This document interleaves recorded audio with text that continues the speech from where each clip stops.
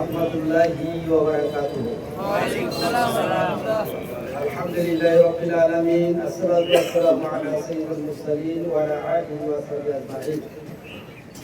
আজকে বৃক্ষরোপণ অভিযানের সম্মানিত সভাপতি, সম্মানিত প্রধান অতিথি, সম্মানিত ডেমরা জোনের বিভিন্ন থানা নেতৃবৃন্দ এবং আমার প্রান্তীয় পরিবারেরা, বৃক্ষরোপণ অভিযান নামটি শুনলে মনে হয় মাটি খোঁড়া গাছ লাগানো, বিষয়টি কিন্তু এরকম না। বৃক্ষরোপণ অভিযান একটি ইবাদত, বৃক্ষরোপণ অভিযান একটি ইবাদত। আল্লাহ রাসূল সাল্লাল্লাহু আলাইহি ওয়াসাল্লামের হাদিস থেকে আমরা জানতে পারি,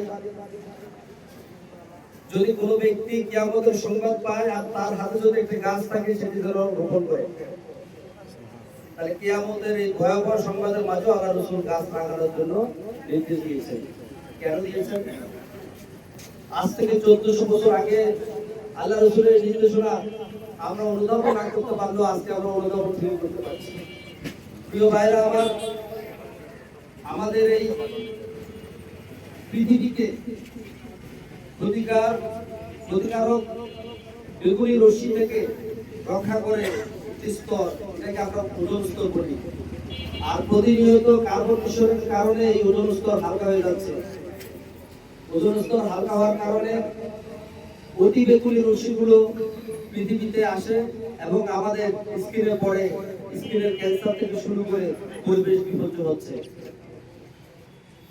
আজ থেকে 100 বছর আগে পৃথিবীর গড় তাপমাত্রা যা ছিল, আজকে সেই গড় তাপমাত্রা বেড়ে 5 ডিগ্রি বেড়ে গেছে।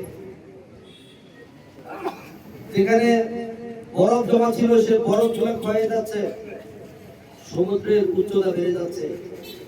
এক কথা বলতে গেলে পৃথিবী আর বসবাসযোগ্য থাকছে না। এই বসবাসযোগ্য পৃথিবীকে বসবাস উপযোগী করতে যদি হয়, গাছ লাগানোর কোনো বিকল্প নেই।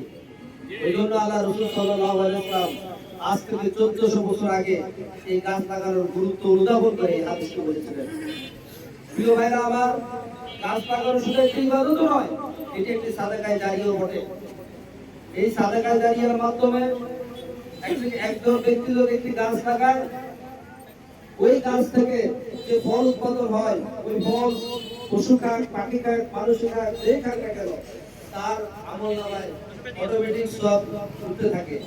প্রিয় ভাইরা আমার, এই জন্য আমরা বাংলাদেশ জামাত ইসলামী সংগঠন, এই সংগঠন শুধু মানুষের জন্য চিন্তা করে না, এই সংগঠন সারা বিশ্বের জন্য চিন্তা করে, সারা বিশ্বের কল্যাণকামী সংগঠন হিসাবে এই জন্য বৃক্ষরোপণ অভিযানকে আমরা একটা আমাদের দলীয় কর্মসূচিতে পরিণত করেছি। প্রিয় ভাই আমার,